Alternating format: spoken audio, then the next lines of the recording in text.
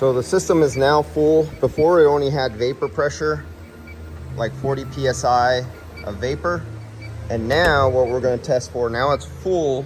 It has 2 pounds of R12 in the system. It was partially running and intermittently not running because there's no electrical power going to the compressor.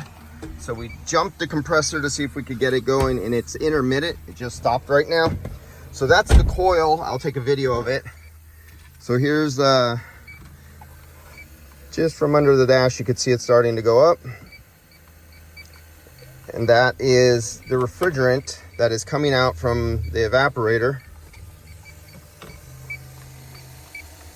There you go. Got it going there. Let's see. More comes out up here. Where's the dash ones up here? Where is it? Can't find them. But that's from refrigerant building up under the dash from the leak inside, which is buried back here in the evaporator. Also, here's the other problem. When we turn it on, there's no, yeah, you probably know there's no fan speed number 1. There's no fan speed number 2. You got the knocking noise, which sometimes eventually goes away. It's not going away right now. That is the rubber support sometimes on the motor, and the motor leans over, and as the fan spins, it hits the plastic of the case. The chirping, if you ever heard the chirping noise, sometimes the chirping too is actually the bushing and bearing in the fan motor itself. Find out when it gets taken apart which one it is.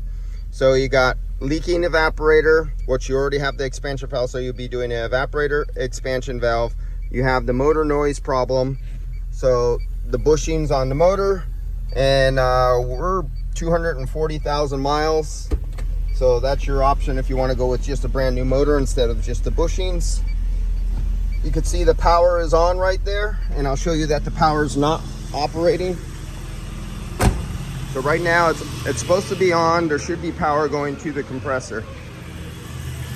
So going down right here, this is the power going to the compressor, that little pin right there. There's nothing. That should be 12 volts. And then on the other side, this should be ground. Okay, right now it's ground. It wasn't ground before. Let me see if I can give it power. Nope, it's not coming on. See if I put this right here.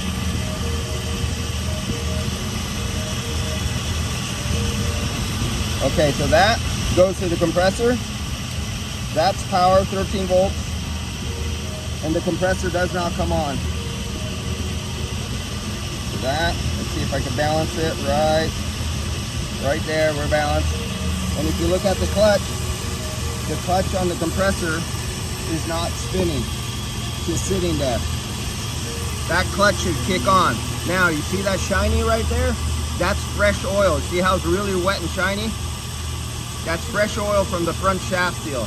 So the front shaft seal is not just a little bit of oil coming out once it starts, it's a lot of oil coming out of the front shaft seal.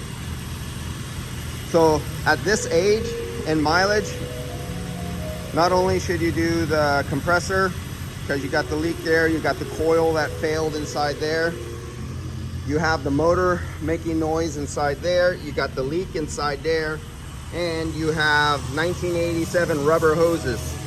So get the hoses replaced, evaporator, expansion valve, compressor, flush out the old oil from the condenser, and